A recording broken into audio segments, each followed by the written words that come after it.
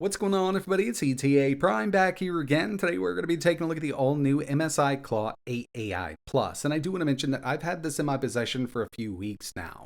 I wasn't able to really talk about it due to embargo, but now the embargo has lifted, we can finally take a look at this new handheld gaming PC. This is one that I've personally been waiting on, and as a lot of you may know, the first Claw didn't do too well. I really did hold out hope for new driver updates and everything like that, but given the chip choice they opted to use in that one, it just didn't fare very well. Now, of course, MSI did come to the market with a lot of updates, and performance was definitely increased from the initial launch, but what we've got here is a much more powerful system. This is actually using an Intel Core Ultra Series 2 chip, and with that, we do get a much better iGPU with Xe2 cores. Along with more power, these new Core Ultra chips are really efficient, and given the fact that MSI added an 80 watt-hour battery to this, we can actually get some really good runtime out of this unit. Personally, I do like the look of it, and around back here, we do get some macro buttons that we can program from software. Lots of ventilation, and it is a much larger handheld because this has an 8-inch display, and we'll talk more about that because that's a big key feature with this unit.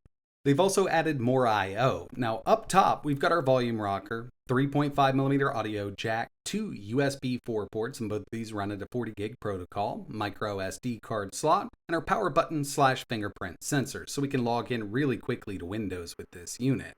Along with the new hardware, we've got some new software here with the updated Center M.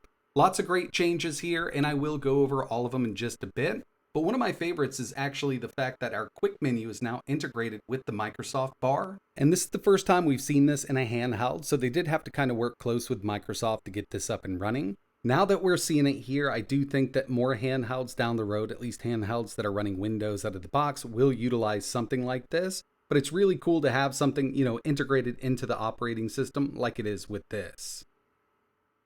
They did put a lot of time into ergonomics with this unit, and it's really comfortable to hang on to for long periods of time. Full-size Hall-based analog sticks, buttons feel great, and I haven't had any trouble playing any of my games with this for extended periods of time. Around back, we do have linear triggers, and from software, we can calibrate and reprogram everything on this unit.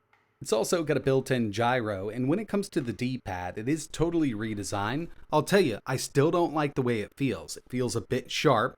Not a lot of give to it, it just doesn't have a lot of feedback, but the D-pad here does work amazingly. I was pretty surprised by it, and we will get into some testing in just a bit.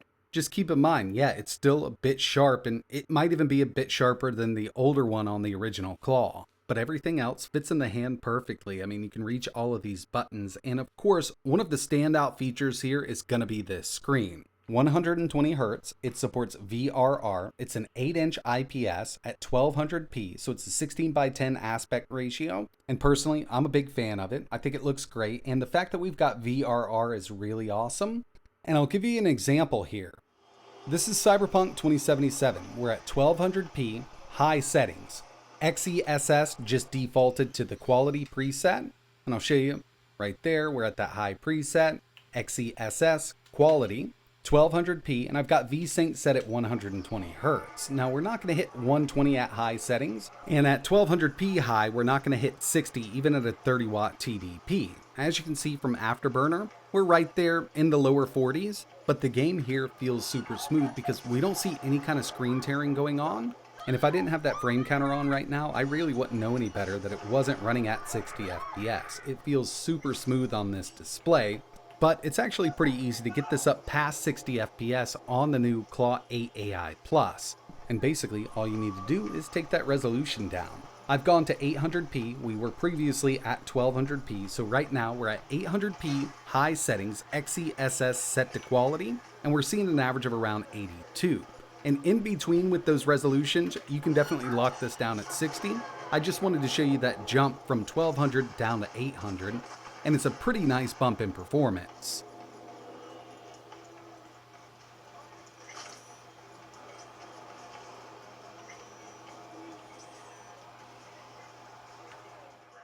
And just in case you're not familiar with this device, I did want to give you a quick rundown on the specs. MSI opted to use the Intel Core Ultra 7 258V. I've actually been using this chip in my main laptop for the past, 5 months the chip's been on the market. Absolutely love this thing. It's got a max clock up to 4.8, and with this, we only get 8 cores and 8 threads. It's much different from the first generation Core Ultra, which was 16 cores and like 22 or 24 threads. Little overkill for thin and light laptops, and especially handhelds like this. Graphics are handled by the new Intel Arc 140V iGPU. This has 8 Xe2 cores and it'll clock up to 1950 MHz. This has 32 gigabytes of LPDDR5 RAM running at 8533 MHz, a 1TB M.2 NVMe SSD. We've also got that new 8-inch 120Hz 1200p IPS display. It supports variable refresh rate and it does up to 500 nits of brightness. It's got Wi-Fi 7 and low energy Bluetooth 5.4, and we've got an 80 watt-hour battery here. To give you an idea of the size, I've got the Steam Deck OLED here, and the Steam Deck OLED is definitely a bigger handheld in general. It's got a 7.4-inch OLED display. So to tell you the truth, the new Claw 8 isn't much bigger than the Steam Deck itself, but it definitely dwarfs the ROG Ally X. And in terms of weight, this is actually coming in at 795 grams, which is heavier than the Steam Deck and the ROG Ally X. But we've got a much bigger handheld with that 80 watt-hour battery. I wanted to jump in here and give you a closer look at the updated Center M. So in my opinion, definitely looks a lot better. We've got all of our games listed here. It's going to scan our default directories. Gaming platform, Steam, Ubisoft, Xbox, and obviously you can manually add your own if you'd like. Epic, Battle.net, MSI App Player. This is actually an Android app player. And I haven't tested it with this one, but I did on the first generation Claw. Not too bad. I mean, you can definitely play Android games on an x86 handheld if you want to. Down at the bottom, we've got our user scenario. In my opinion, this area does need a little work in future updates. We've got the AI engine. So this is basically our performance settings. From AI engine, it's automatically going to try to get the best TDP and frame rate for us. It does a pretty decent job. Endurance is going to give us the most battery life. And of course, we've got manual along with overboost. And I really don't notice a difference between this on and off with this new handheld.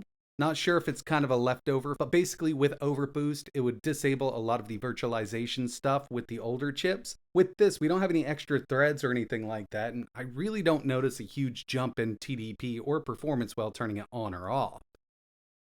TDP adjuster, 8 watts, 17, 30 watts. So this is all we have right here without using a third-party application.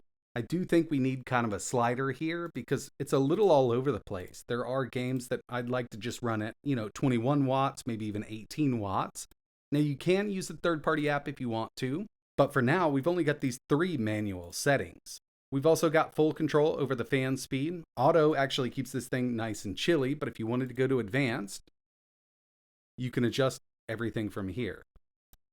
So it's actually really simple to do. I haven't really messed with it because, like I mentioned, Auto does a pretty decent job the way it is.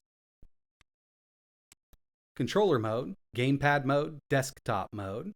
So from gamepad mode, we can go through and actually adjust the dead zones on these analog sticks and the triggers if you want to. Set up vibration, macro, combination keys. We can calibrate all of the sticks from here. And of course, we've got a built-in gyro. Gyro enable button, so this will be our hotkey. It's set to always out of the box, but you can use whatever button you'd like here. And we've also got 3 different modes. So we can set the gyro up to be used as a left stick, right stick, or mouse. So yeah, lots of customization here with that gyro if you're into using one. Desktop mode, little different here, but just kind of gives us a rundown on everything we need to know about using the built-in controller as kind of a mouse in desktop mode. Little bit of news. We've also got updates. You can go to the MSI forum, not too much from here. Connection, Wi-Fi, Bluetooth, and we've got our settings. So our AI engine utilize AI to provide real-time optimized system adjustments. And you can set this up to adjust the Mystic lighting, basically the RGB around the analog sticks. Built-in noise cancellation. Got your media gallery for screenshots. System info, service, general settings. And from here, you can just totally reset everything. So if you do mess something up or you just want it to act like it was out of the box, you can reset it from here. So right now, that's about it for Center M, but we've also got our quick menu. And what I really like about this is it's integrated with the Xbox bar or the Microsoft bar. So from here, we can change the brightness, sound, power, settings. At any given time, you can change that user scenario directly from here. We can move from desktop mode with the built-in controller to gamepad mode. Bring up our on-screen keyboard at any time. Free up memory.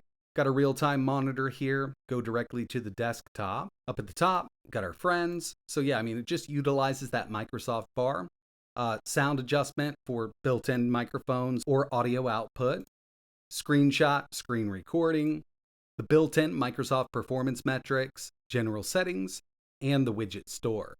So audio, capture, gallery, MSI quick settings, just going to give us some more widgets that we can download. So you can actually set this up to have Spotify right there in your widget section. Actually, this is pretty cool, and hopefully more companies do add different widgets because some of these could come in really handy. So yeah, it is a nice upgrade over the original Center M on the first gen MSI Claw, but I do think we need some more performance settings here. Again, we've only got those 3. It would be nice to just even have a slider from, let's say, 8 watts up to 30 so we can go right in between and kind of dial it in. Next thing I wanted to show you were some benchmarks that I ran on this unit. And first up, we've got 3D Mark Night Raid coming in with 38,669. Just to give you an idea, I've also run this on the Z1 Extreme several times. 29,266, and both of these are running at a 30 watt TDP. Firestrike, 9,307, coming ahead of the Z1 Extreme.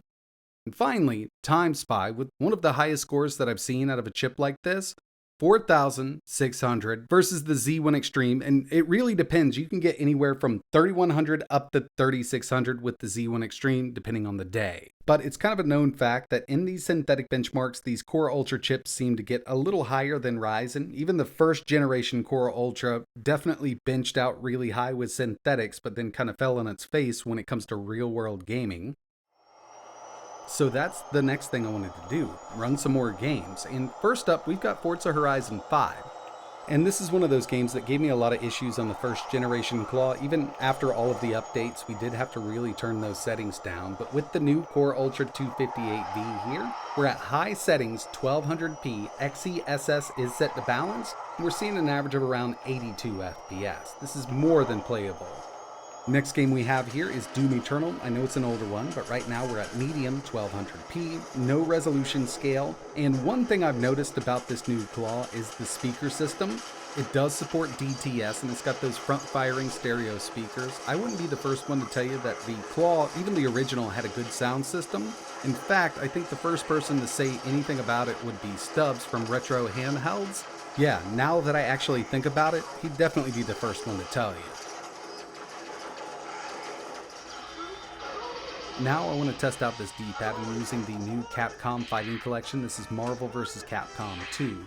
This D-pad works way better than I ever thought it would. I don't like the feel of it. Doesn't have great roll. It feels a bit sharp, but it's pretty accurate here for these fighting games. So I was really surprised by it.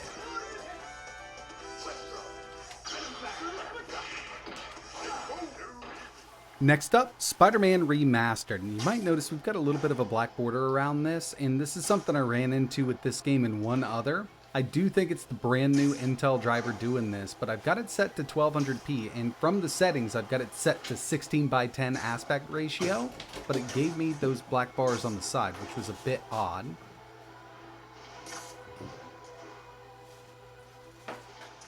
Next up, Elden Ring. I dropped this one down to 800p, medium settings. Doing pretty decent. Drops down every once in a while under 60, but overall, I mean, it's a really playable experience here.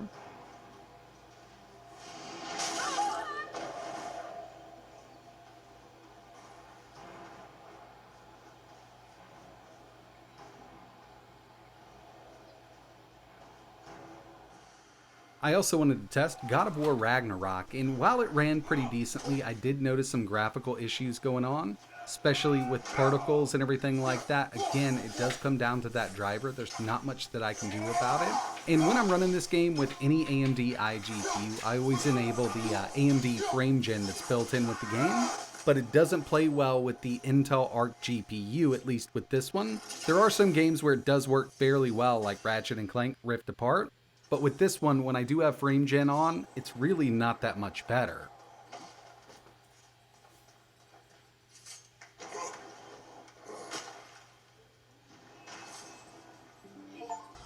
One of the most important things for a portable handheld gaming system is going to be battery life, and MSI did add that 80 watt hour battery. Plus, I mentioned that these new Core Ultra Series 2 chips are really efficient. What you're seeing on screen right now is Hades 2 at 1200p medium settings. I've turned off the RGB, I've got the screen brightness set to 50%, and if you take a closer look at Afterburner, I've got the total battery draw listed. I'm using hardware info in the background. We're pulling anywhere from 7 to 7.9 watts, and this is total system draw. This is everything going on with the handheld, and this will kind of give us a good idea of what kind of battery life we can see out of this device. I also ran this test with YouTube video playback and AAA gaming at a higher wattage. Screen brightness at 50%, RGB off, with Hades 2 at 7.6 watts, so we can see 10 plus hours of gameplay out of this thing. Video playback from YouTube, it only pulled 4.4 watts. That's 18 plus hours of video playback. And with this thing maxed out in manual mode at 30 watts, it was pulling a total of 37.6 watts while playing Cyberpunk 2077. That's still 2 plus hours of gameplay out of that thing, and it was at 1200p high settings. So in the end, yeah, we're seeing some great battery life. I do love the ergonomics here. Kind of wish they offered a couple different colors. Some people might not be into, I think they call this Sandstorm or something like that. Everything feels decent here except for the D-pad. But when it comes to functionality of that D-pad, it does work really, really well. I love these bigger screen handhelds, and the fact that this does support VRR is definitely a plus. But yeah, I mean, we've got the OLEDs on the market. I've always been a big fan of AMOLEDs and OLED displays just because of those super deep blacks and vibrant colors. But the IPS panel they chose here does look very good. Now when it comes to performance, I will have one more video coming up. I do want to face this off against the Ryzen Z1 Extreme, just kind of head to head, compatibility, everything like that. But so far from what I've tested, I mean, we're seeing some decent performance, albeit with some of the AAA games, we do have to go to that higher wattage to get that performance. But luckily, it's got that 80 watt hour battery, and it's something I'm not really worried about, knowing that, I can still get some really good battery life out of this thing. But so far, I've been having a blast with this handheld, and if you're interested in learning a little more, I will leave links in the description. And definitely keep an eye on the channel because I'll have that video coming up with this thing facing off against the Z1 Extreme. And if there's any games you want to see running, just let me know in the comments below. But that's going to wrap it up for this one. Like always, thanks for watching.